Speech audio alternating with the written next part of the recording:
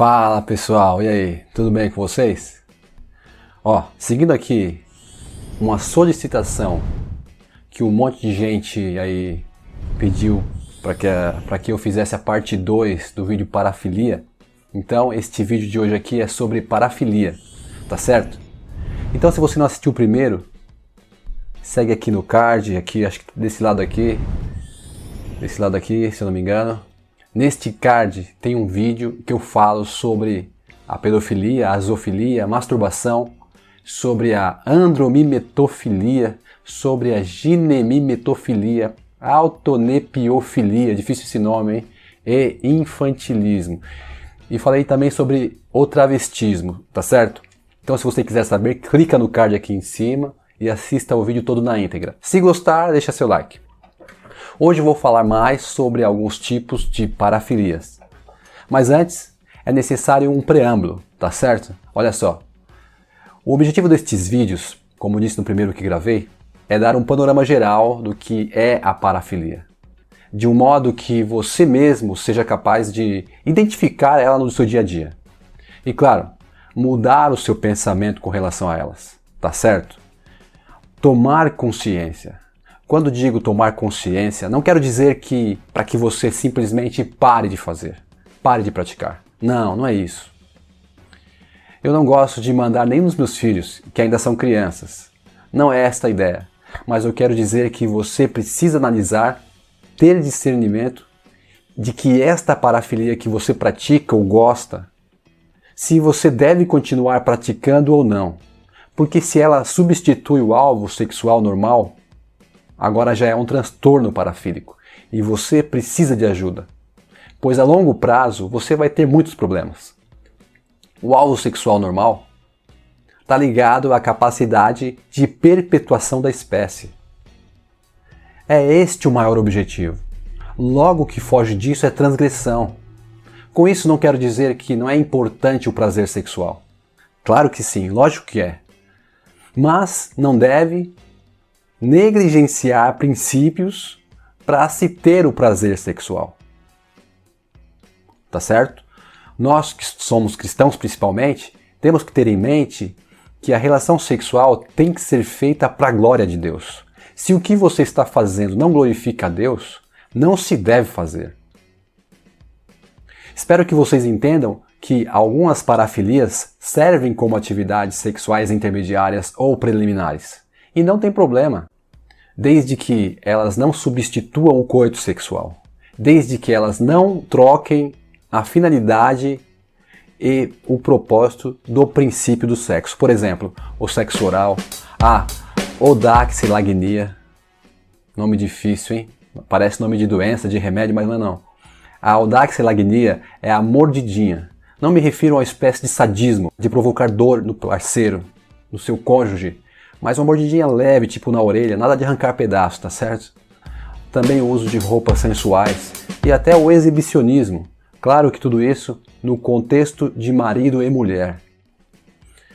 Estas atividades intermediárias podem levar a uma intensa excitação, pois são prazerosas em si mesmas, mas devem ser encaradas como, vou falar de uma forma metafórica, como o tempero.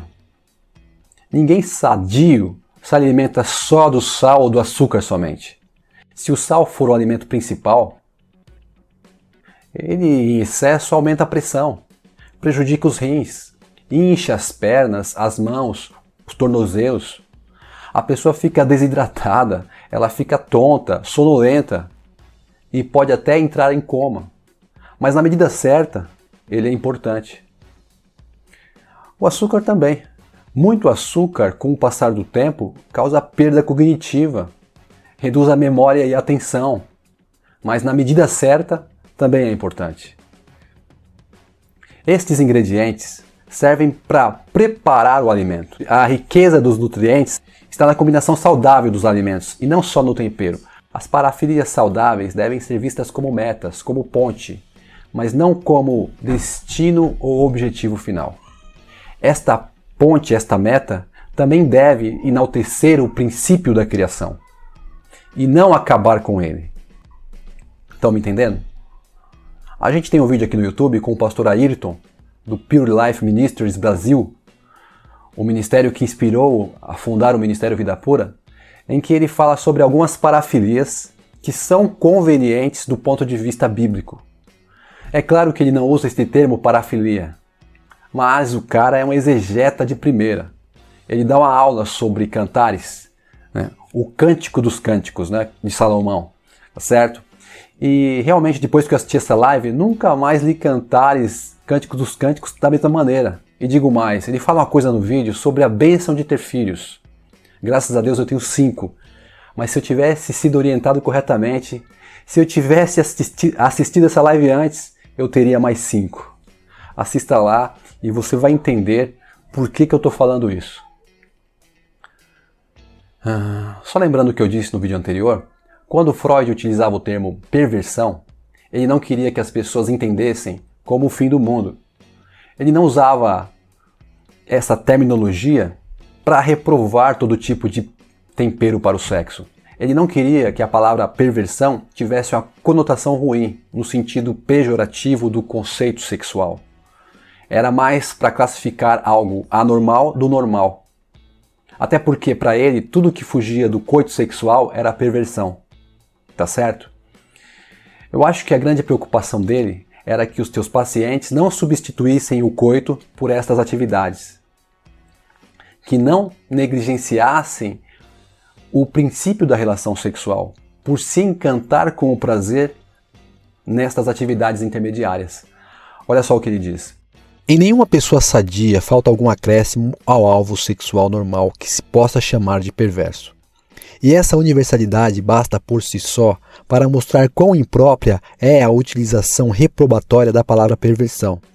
Justamente no campo da vida sexual é que se tropeça com dificuldades peculiares e realmente insolúveis no momento, quando se quer traçar uma fronteira nítida entre o que é mera variação dentro da amplitude do fisiológico e o que constitui sintomas patológicos.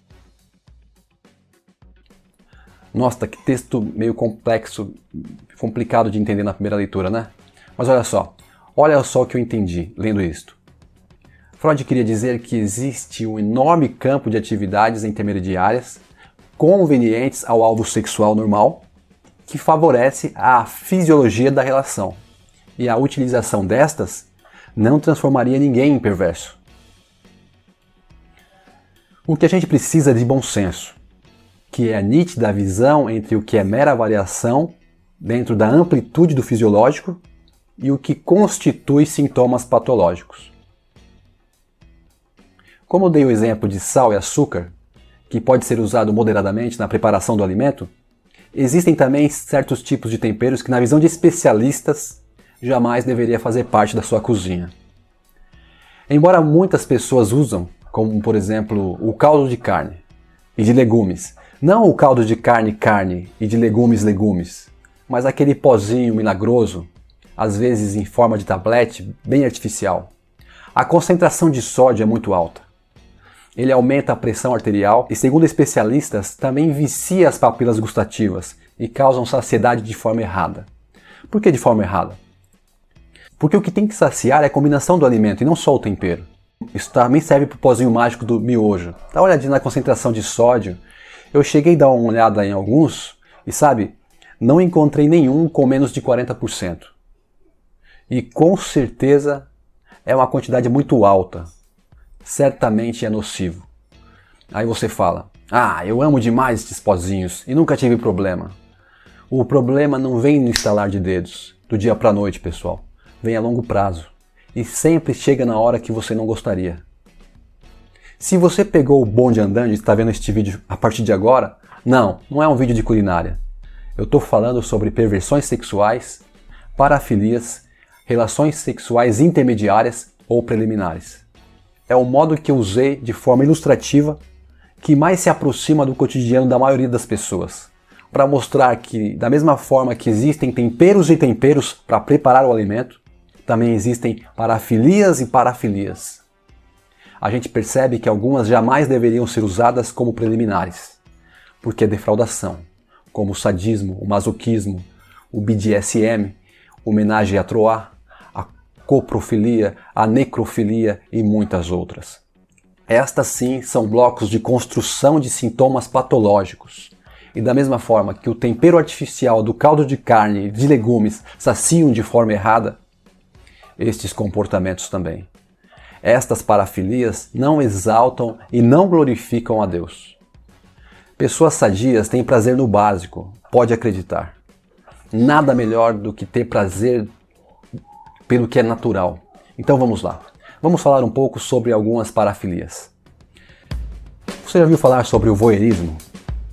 O voyeurismo é uma parafilia onde o indivíduo só tem prazer sexual quando ele observa o ato sexual ou algumas situações eróticas.